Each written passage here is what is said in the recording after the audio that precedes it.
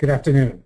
I'm Russ Portenoy, the Executive Director of the NJHS Institute for Innovation in Palliative Care, and I'd like to welcome you to the 7th webinar in the NJHS Institute Interprofessional Webinar Series. Our topic today is about neuropathic pain, specifically drug therapy for neuropathic pain in the medically ill. This is a very important topic and an area that has undergone a great deal of evolution during the past 2 decades. My financial disclosures are listed here. And I'd like to begin today's discussion by focusing on definition and epidemiology, the mechanisms of neuropathic pain, and then a few words about the challenges involved in assessing neuropathic pain in medically ill populations. Most of my time today, however, will be spent focused on pharmacotherapy, because this is where the greatest advances have been noted. The definition of neuropathic pain has undergone some change in the past few years. The older definition allowed neuropathic pain to be diagnosed if there was no lesion or observable dysfunction of the nervous system. More recently, however, the International Association for the Study of Pain advocated a new definition, which was pain caused by a lesion or disease of the somatosensory nervous system. In other words, if a patient has symptoms that could be neuropathic pain, but there is no observable neurological problem, it's best to consider that problem tentative until the neurological problem can be identified. About 1 to 6% of the general population has neuropathic pain, but the prevalence is much higher among populations with cancer and other types of medical illness like HIV. Fully 19 to 39% of these populations have neuropathic pain according to various studies. In general, neuropathic pain, when it's been evaluated particularly in cancer patients, has been shown to be associated with very high illness burden and healthcare utilization. Now, neuropathic pain is not one disease. There are multiple mechanisms of neuropathic pain, which presumably accounts for the broad variety of phenomenologies that characterize this condition. The mechanisms, in turn, can be identified potentially, or at least alluded to, by focusing on the varied medical diagnoses, the sites of neurological lesions, the various types of inferences one can draw about pathophysiology, and perhaps other factors, all of which suggesting different subcategories of neuropathic pain.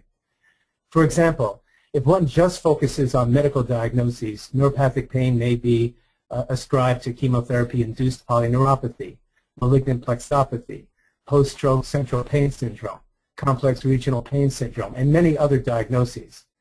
One gets a sense of the broad heterogeneity in this population with neuropathic pain when one realizes that so many different diagnosable medical conditions are all characterized by having neuropathic pain. In a similar way, one can identify neuropathic pain according to the site of the presumed causative lesion. Polyneuropathy implies that the affectation affects all of the peripheral nerves in the body. Mononeuropathies can be a single nerve or multiple nerves, or perhaps a plexus. Radiculopathy implies that a nerve root has been injured. Myelopathy speaks to the spinal cord being injured, and encephalopathy indicates that pain follows injury to the brain. By inferred pathophysiology, it may be possible to begin to subcategorize neuropathic pain based on inferences drawn about the types of specific mechanisms that may be sustaining the pain in an individual population of patients or even in the individual patient.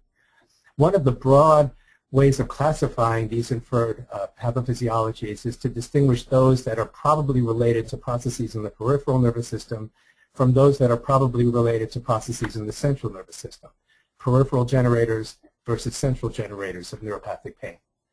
Some of the processes that have been identified as being potentially causative for conditions characterized by neuropathic pain include transduction dysfunction, problems in the distal end of the nerves that are transducing stimuli into electrical signals that travel to the nervous system. Peripheral sensitization, where peripheral nerves become sensitized, they lower their threshold for response or they become spontaneously responsive. Membrane excitability at injured primary afferents. These types of processes are all inferred to exist in the peripheral nervous system, and once activated may be the substrate for persistent neuropathic pain. In a similar way, there are central processes that may be inferred as being responsible for some subtypes of neuropathic pain. There may be synaptic transmission dysfunction, a process known as central sensitization, and reduced inhibition at various levels of the nervous system. Just to give you the sense of the complexity here, just look at these two. Membrane excitability as a broad mechanism may itself have multiple very specific mechanisms involved in sustaining the processes. For example, we now know that changes in concentration and types of sodium channels can be associated with different types of neuropathic pain conditions. And many other processes involving channels or receptors have similarly been identified. Central sensitization, similarly, is not one phenomenon. We know that there is an established role for the NMDA receptor in the central nervous system, but newer data suggest that other processes like glial activation and the production of pro-inflammatory cytokines may also increase and sustain activity centrally, which is associated with persistent neuropathic pain. So neuropathic pain is not one thing, it's multiple things, it's multiple phenomenologies, multiple mechanisms. In the future, we may be able to diagnose the subtype of neuropathic pain based on the presentation of the patient or other tests, and that may ultimately lead to a form of personalized medicine, where we're able to go from a diagnosis to a specific treatment with a high likelihood of working. At present, however, we're not at that point, and instead, a diagnosis of neuropathic pain is made based on the presentation of the patient, and that broad diagnosis, often without any further specificity, leads to a decision to try a variety of different therapeutic strategies that are conventionally used for this type of problem. Now, assessment of neuropathic pain is itself not a simple process. As I mentioned, the diagnosis is complicated by very heterogeneous phenomenologies. Some patients have burning, some patients have lancinating pain, some patients have just deep and aching pain, which may not usually be ascribed to a neuropathic mechanism. Mixed syndromes are very common, particularly in the medically ill, where pain syndromes may have a factor of ongoing tissue damage due to inflammation or the involvement of a tumor mass, for example, as well as processes that are established by injury to the nervous system. And also comorbidities are very common in the medically ill, and the comorbidities themselves can produce pain that complicates the assessment of neuropathic pain in these patients. The best way of thinking about the assessment of neuropathic pain is to frame it as one would the assessment of any type of pain in any medically ill patient.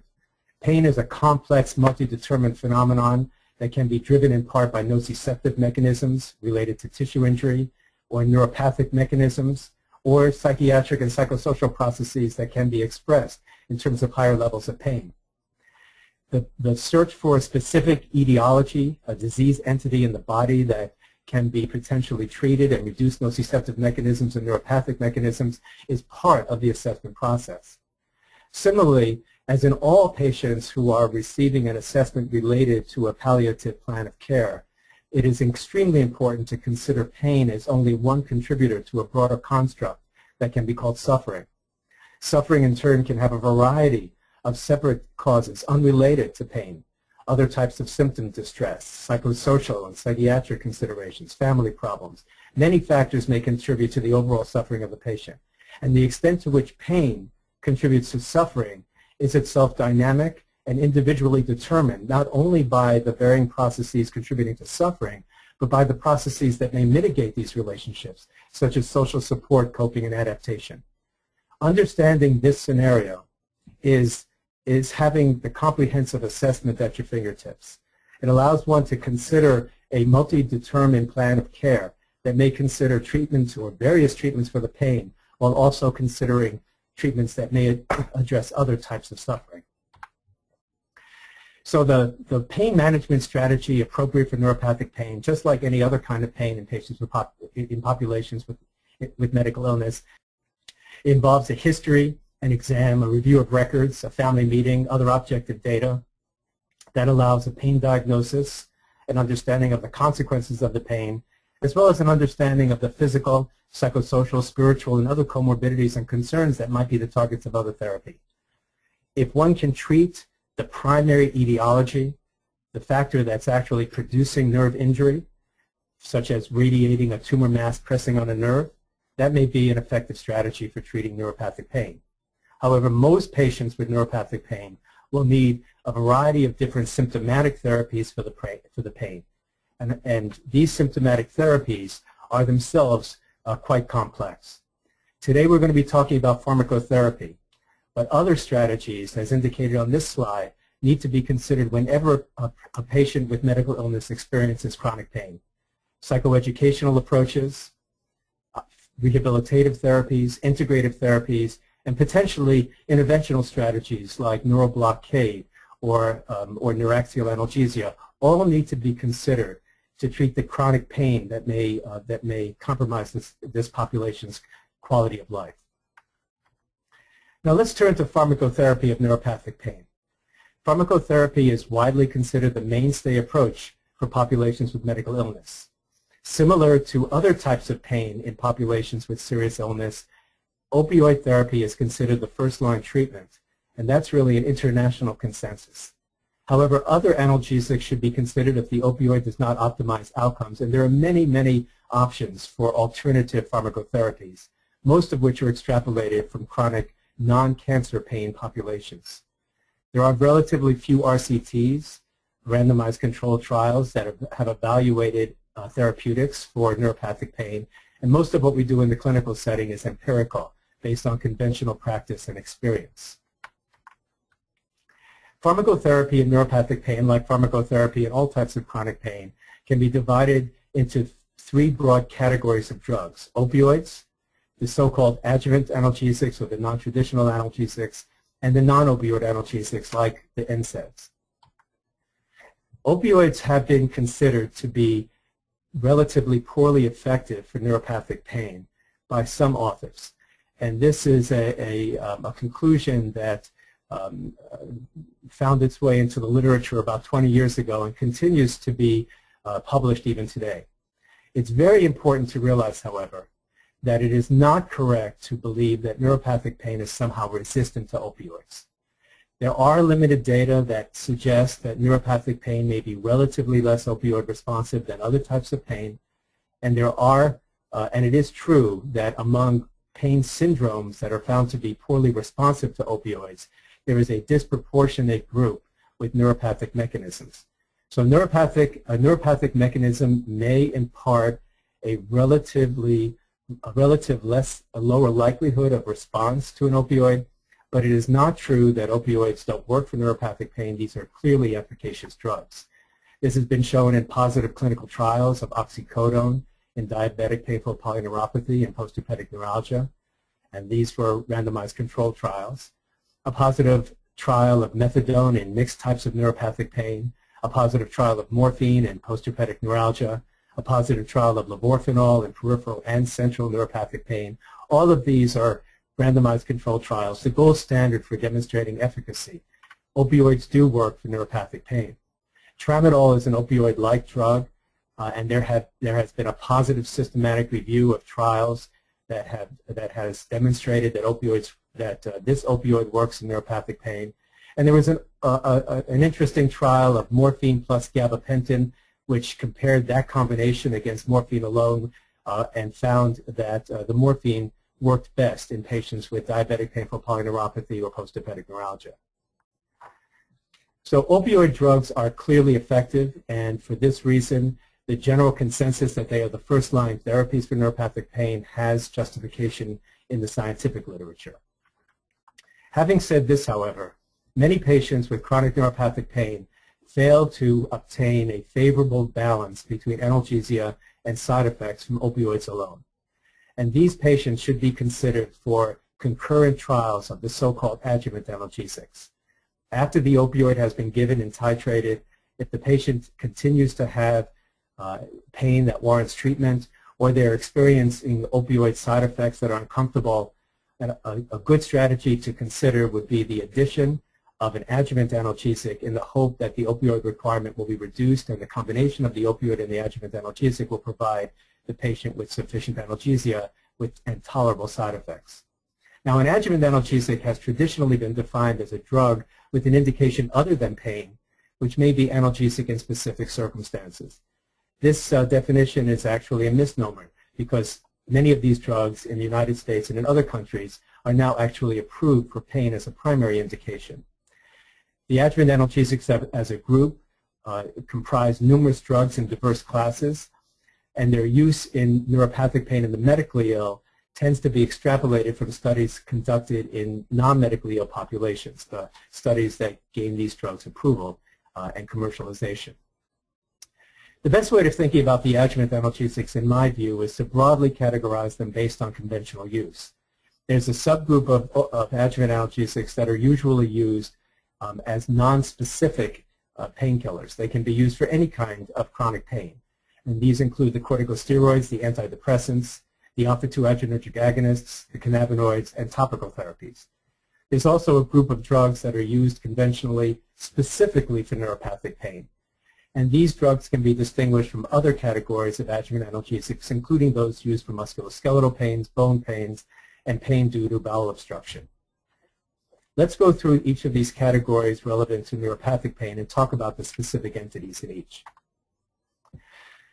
To do so, however, it's useful to generally frame the use of all of these drugs, hopefully in a way that minimizes their complexity and assists in developing a useful, pragmatic strategy for the treatment of the patient who isn't fully opioid responsive.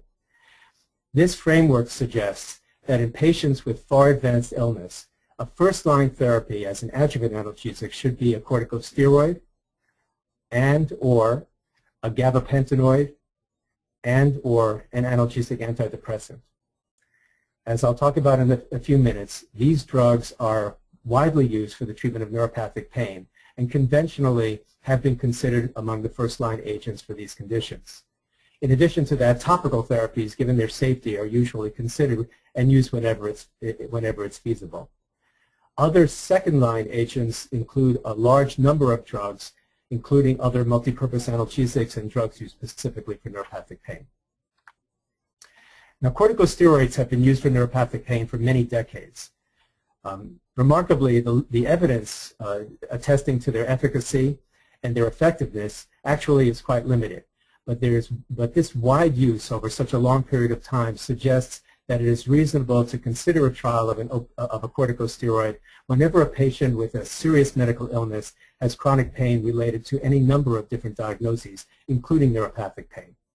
Similarly, the analgesic antidepressants represent another category of drugs that are typically used first line for the treatment of neuropathic pain in patients with medical illness. Now, the analgesic antidepressants are themselves quite complex.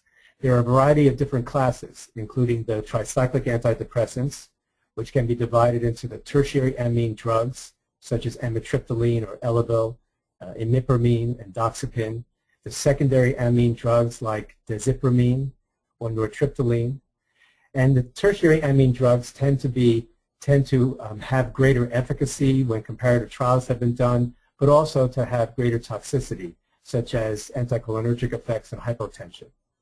The tricyclic antidepressants overall tend to have a higher side effect burden than the newer antidepressants, including the SNRIs, the SSRIs, and others.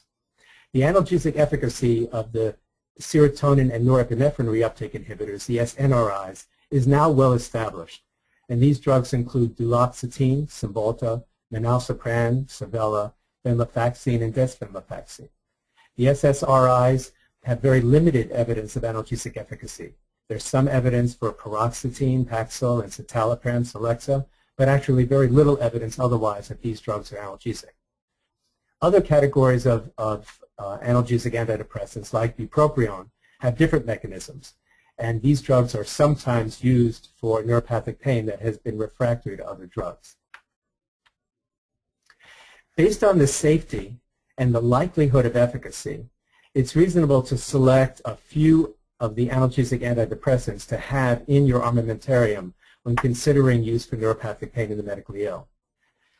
My suggestion would be to consider desipramine or nortriptyline as two relatively safe, well-established tricyclic antidepressants with analgesic effects, or duloxetine, a now well-established SNRI with analgesic effects.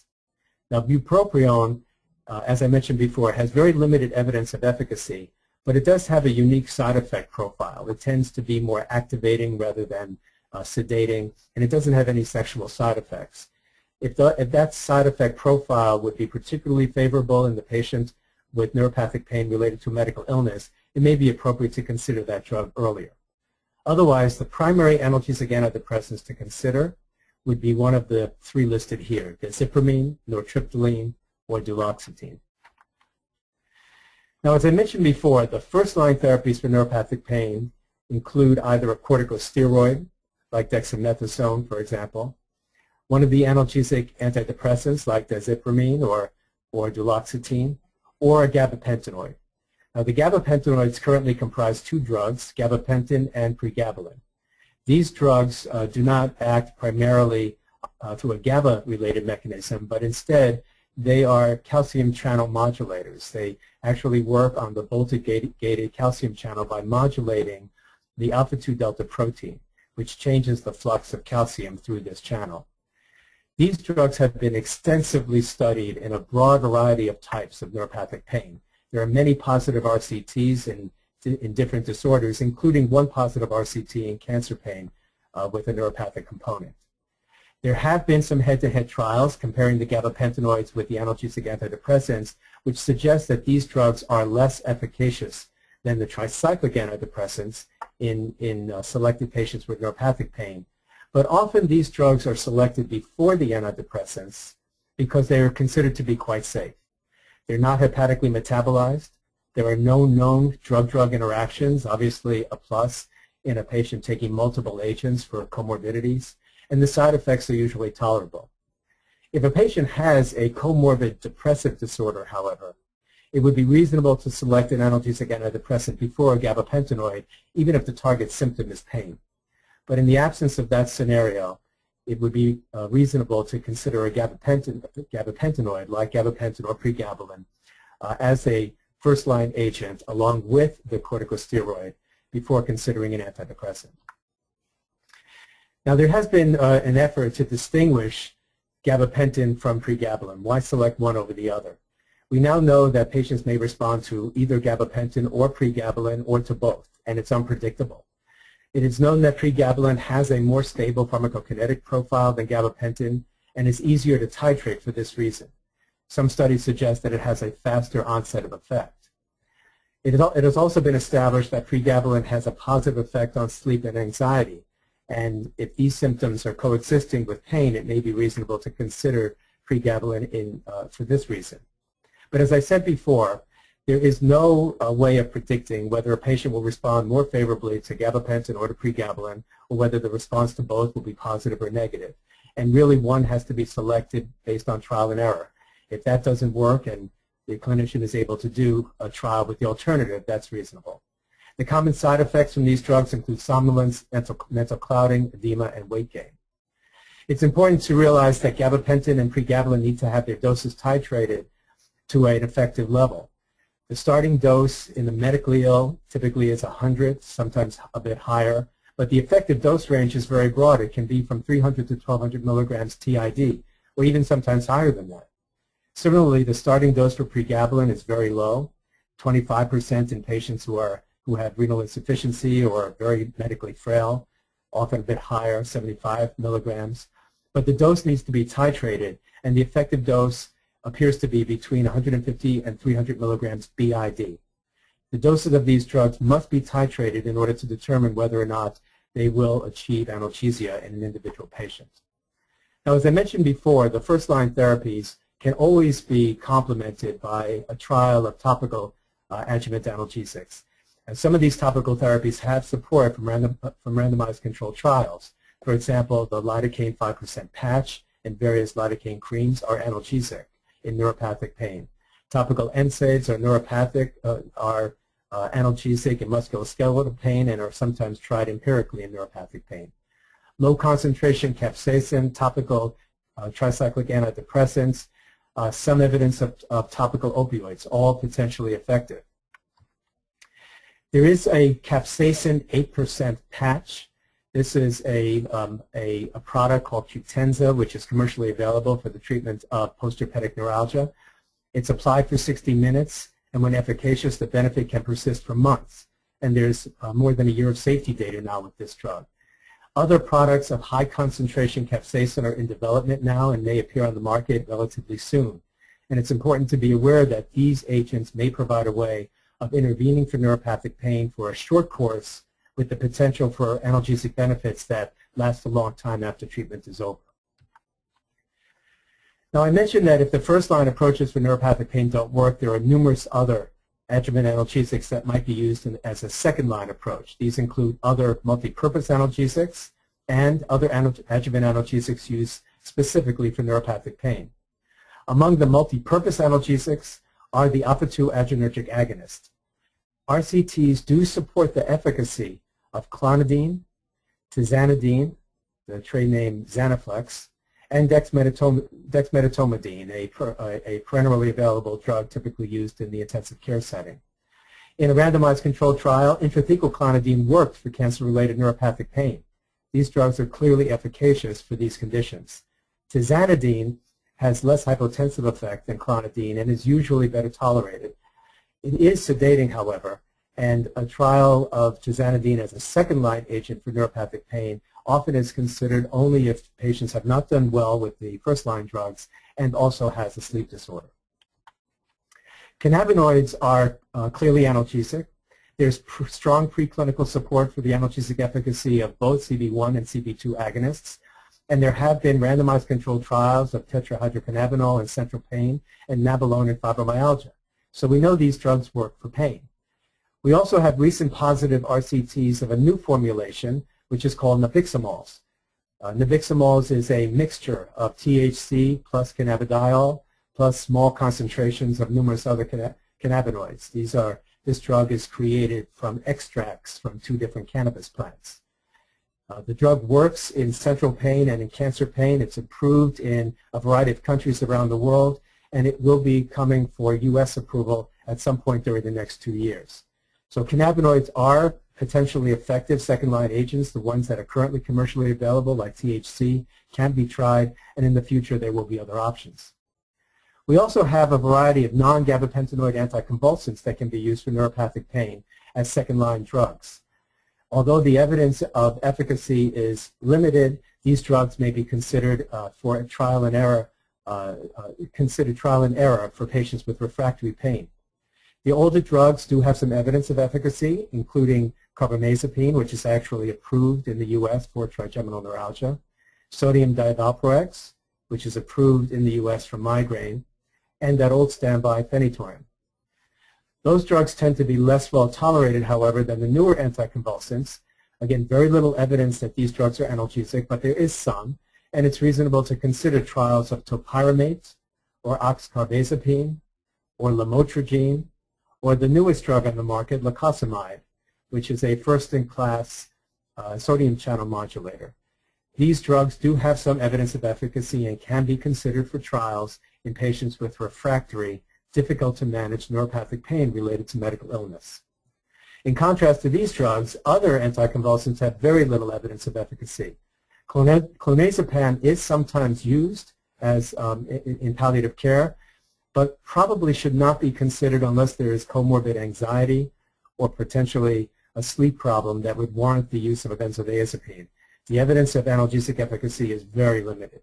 Similarly, there is very poor evidence that levetiracetam, zonisamide, or tiagabine are analgesic, and these drugs probably should not be used. Sodium channel blockers have been known to be analgesic for a long time. The oral drugs, mexiletine, tocanide, flecainide, are analgesic in neuropathic pain in a variety of trials. But these drugs have a relatively high side effect liability, typically gastrointestinal side effects, as well as a potential for cardiac toxicity, and they're seldom used. In contrast, IV lidocaine has been supported by a variety of randomized controlled trials and has been used for more than 90 years to treat acute and chronic pain. IV lidocaine should be considered an option for severe neuropathic pain if clinicians have the skills to use it in a controlled setting. The NMDA-Receptor Antagonists were touted to be important analgesics about a decade ago, but overall now the data seems to be relatively disappointing. The commercially available NMDA-receptor antagonists include ketamine, memantine, dextromethorphan, and amantadine. There's very little evidence of the latter 3 drugs. Ketamine, of course, continues to be used in palliative care, but it is a controversial therapy. 4 randomized controlled trials of ketamine plus opioids were done in cancer pain, and unfortunately, in one systematic review, no conclusion was possible about efficacy. And there was a recent, large, placebo-controlled RCT of ketamine for cancer pain, which was clearly negative. This trial generated a great deal of controversy given the widespread use of ketamine, particularly in patients with far advanced illness and short life expectancies. But the reality is that there was no signal detected in that study to suggest that ketamine is analgesic. It's possible that a different dosing regimen or different types of neuropathic pain could respond, but in truth, the evidence of efficacy is very limited. There has also been a systematic review of 37 RCTs of ketamine plus opioids given for short-term therapy, single bolus or short infusion, which did show some analgesic efficacy, but the results were quite mixed. The conclusion for ketamine is that conventional practice would still have us use this drug in selected patients, particularly those with short life expectancy. It's sometimes used for palliative sedation. But the broader use of ketamine for refractory neuropathic pain should probably be discouraged at this point because the efficacy has not been established. In a similar way, the limited data in support of the efficacy of dextromethorphan, memantine, and amantadine would suggest that these drugs should not be used commonly as second-line agents for neuropathic pain.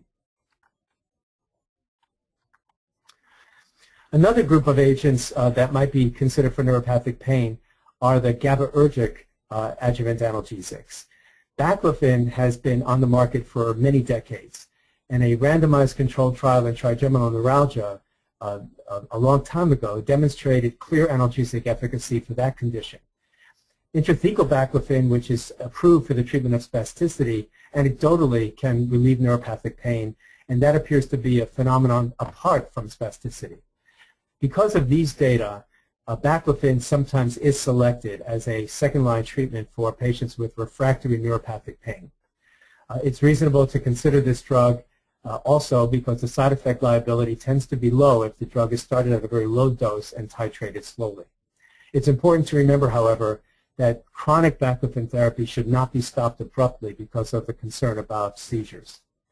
Benzodiazepines are GABA-A agonists, and these drugs, as I mentioned before, have very, very limited evidence of any efficacy for neuropathic pain.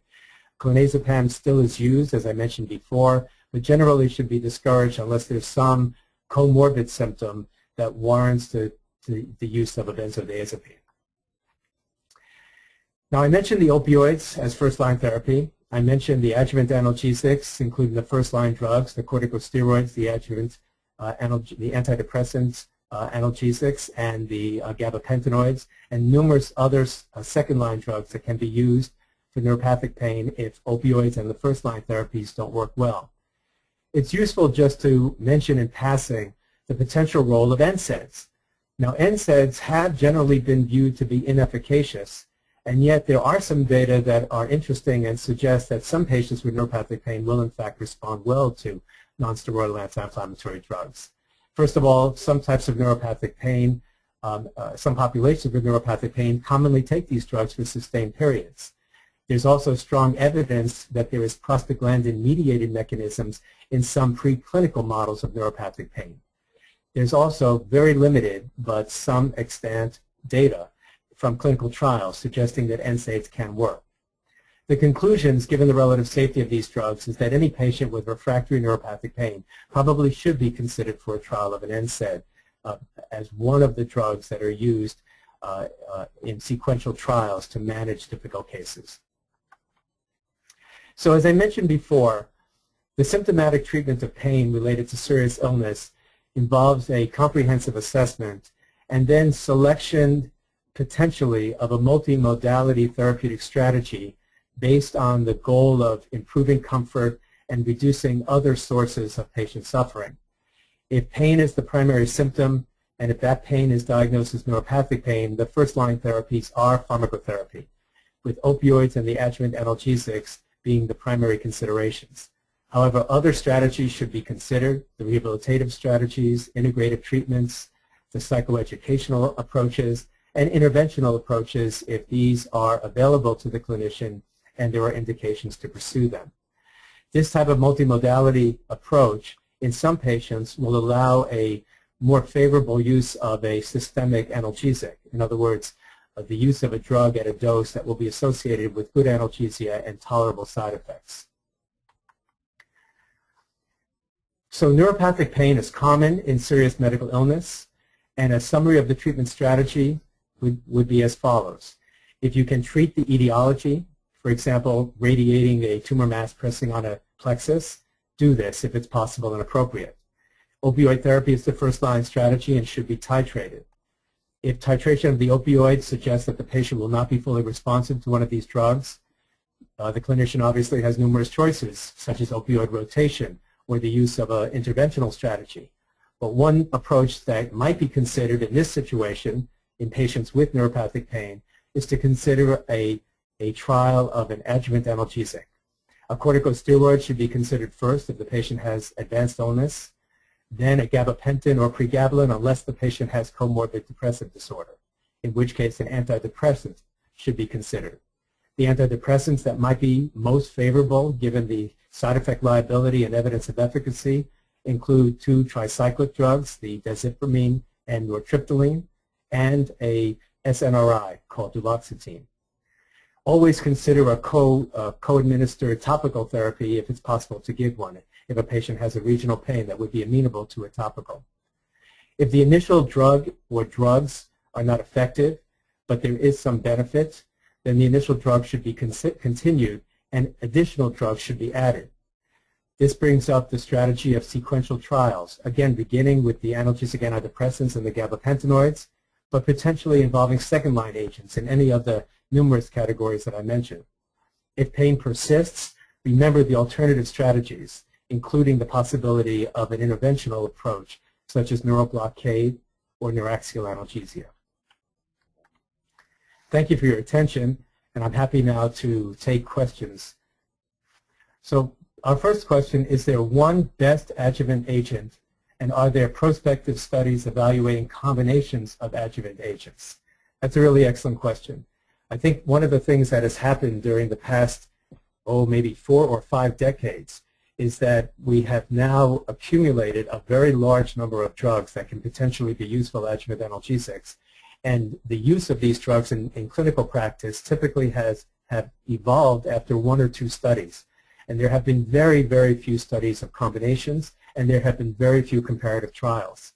So is there one best adjuvant analgesic? No. Could one say, based on accumulated experience and a few trials, that a corticosteroid in some situations or an analgesic antidepressant or a gabapentinoid should be considered first, as I said a few minutes ago? Yes, I believe that's true. But I think it's useful to state, to acknowledge that my suggestion about the role of corticosteroids and analgesic antidepressants and gabapentinoids isn't based on a wealth of comparative trials. It's really based on the fact that these drugs have been around for a while now, and accumulated experience on an international basis suggests that patients will be able to tolerate these drugs and more often than not appear to benefit. Combination therapy, as I mentioned before, is basically unstudied, so we really have no idea. The process of sequential trialing of these drugs is really an empirical process based on trial and error, and I will suggest to you that it is valuable to have an open discussion with the patient and the patient's family about the strategy. Sequential trials of adjuvant analgesics is not easy from the patient's perspective. The drugs typically have to be started at low dose and then titrated. Side effects are very common, and the inability to gain analgesia can be disappointing. And for this reason, patients who are prepared about the process of sequential trials, in my experience, seem to do better. Is there any evidence that the use of both pregabalin and gabapentin simultaneously work better than either one alone? No, to my knowledge, there's no evidence of that. The reality that some patients respond to one and some patients respond to the other without responding to the alternative might suggest that some patients who have partial responses to both could do better with both, but that's not an evidence-based strategy. Is there any evidence for using methadone for neuropathic pain, given that the methadone that we purchase in the United States is actually a racemic mixture of an NMDA-receptor antagonist and the opioid? And since NMDA-receptor antagonism could potentially work for neuropathic pain, perhaps methadone works better for neuropathic pain than other opioids, or perhaps than other adjuvant analgesics. This hypothesis was brought forward quite a few years ago. It really hasn't been evaluated in clinical trials clearly, but what I can tell you is at present there's no evidence that the hypothesis is true. So there is no evidence that methadone works better for neuropathic pain than do other opioids. And if the side effect liability of methadone is relatively high, or the risks of methadone related to QTC prolongation or prolonged metabolism of methadone, if those risks would be too great in the patient, the fact that the patient has neuropathic pain should not drive the clinician to select that drug over any other opioid. There's just no evidence that it works better. Are there any particular dosing strategies for corticosteroids in this setting?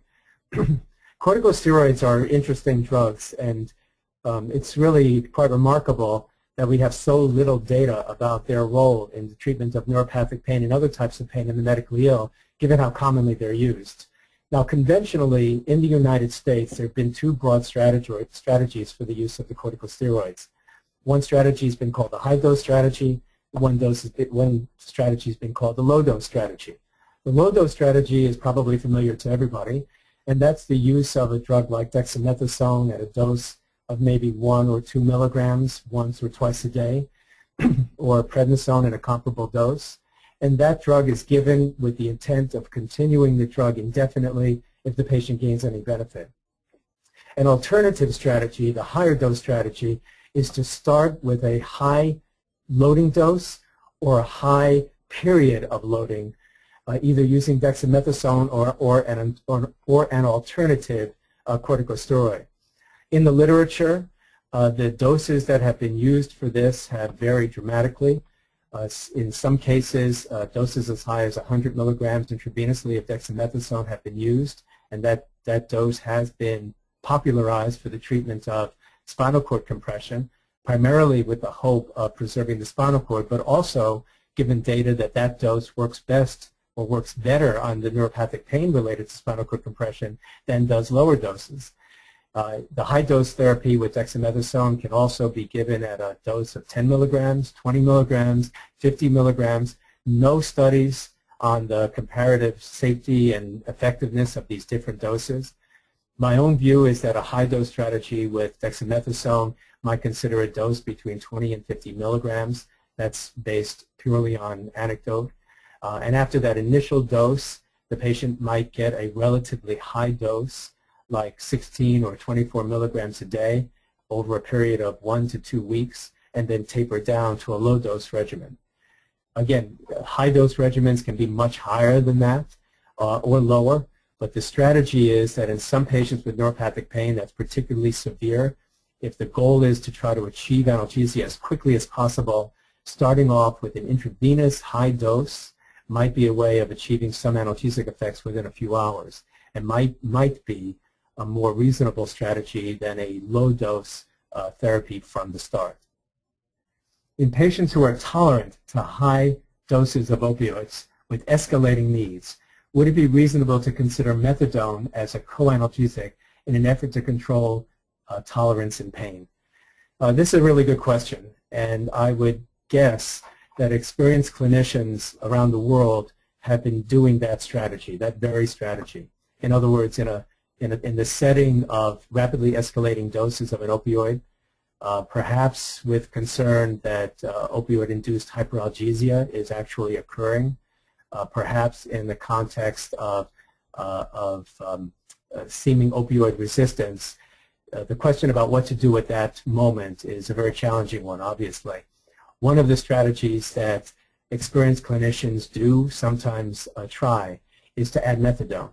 Now, why that would work is not entirely clear, although it's been speculated, as is alluded in the question, that the NMDA receptor antagonism that the methadone racemate has, the methadone that we purchase in the United States, 50% of that drug is actually an NMDA-receptor antagonist. And we know that NMDA-receptor antagonists can block opioid-induced tolerance in animal models. And tolerance, in turn, is the other side of the coin to hyperalgesia. So this hypothesis obviously is quite complicated, but it has provided a justification for trying the addition of methadone initially at a low dose in patients who are in this pattern of escalating opioid dose with persistent pain and sometimes with an early agitated delirium. Again, I'm not aware that there's much literature in this regard other than some anecdotal comments that it's been done. I don't think it's been studied in any way that provides an evidence base for the practice, but it is one that it has been used before, including by myself, and it's reasonable when the situation is dire. It's important to recognize, however, that in that scenario, the patient who's clearly poorly responsive to that opioid, there are other strategies to consider as well, such as placement of an epidural catheter with a local anesthetic infusion, if you have the capability of doing that, or treatment with a corticosteroid, a high-dose corticosteroid intravenously, or a trial of IV lidocaine, or a switch to an alternative opioid. Other strategies to address that scenario of poor responsiveness exist. But in the context of end-of-life care, where the goal is to be as minimalist as possible, gain efficacy quickly, and the risks of side effects are outweighed by the need to provide comfort rapidly, this strategy of adding methadone is an alternative that might be considered. Well, I'm seeing that the time is past our usual time for stopping, and I'm going to stop for that reason. I want to thank you all for attending this 7th webinar of the MGHS Institute's Interprofessional Webinar Series. I'd like to tell you that the next webinar is on creative arts therapy. It's entitled Creative Arts Therapy, Restoring Communication and Relatedness, and the presenter will be Dr. Dusan McGill of the MGHS Institute for Innovation in Palliative Care. Thank you for your attention.